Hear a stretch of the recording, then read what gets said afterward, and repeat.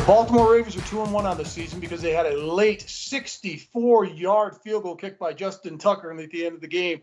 That was a huge kick. It hit the upright and bounced through. Baltimore's 2-1. Denver is 3-0 on the season, playing at home in Mile High this weekend.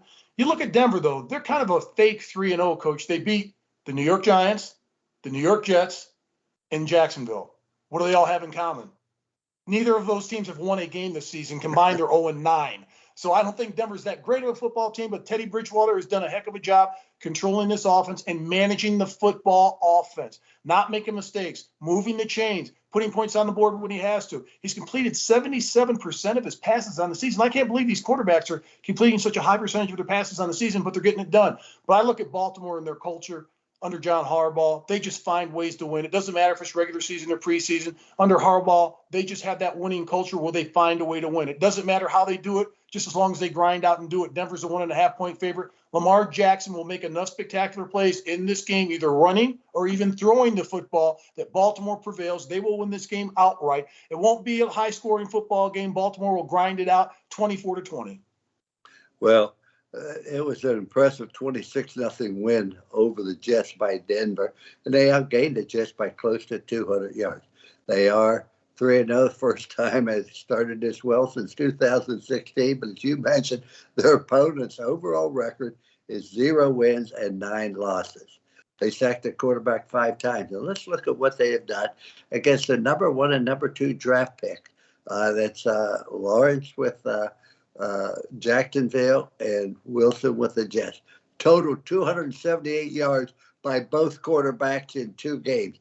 That's less than 130 yards a game. Bridgewater is just, he knows how to win. He protects the football. He makes the plays. And they're playing in Mile High Stadium, Mark, and you know how hard that is to play. Trust me, your players will go real hard for 2 plays, and they need to sit out for a play because of the air. It's just something about it.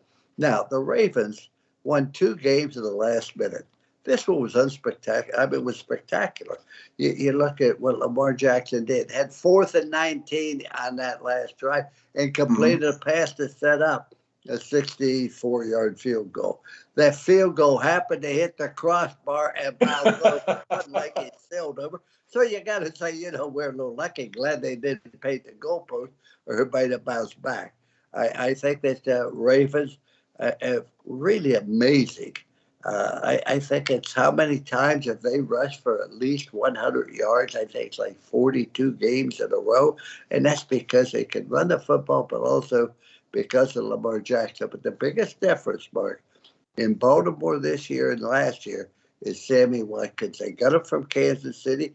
Kansas City's missed his speed, but he has made an awful lot of big plays for them to enable them to win. And so I look for Baltimore to win this football game 24-17. I think Denver's a much improved football team, but they aren't good enough to beat Baltimore.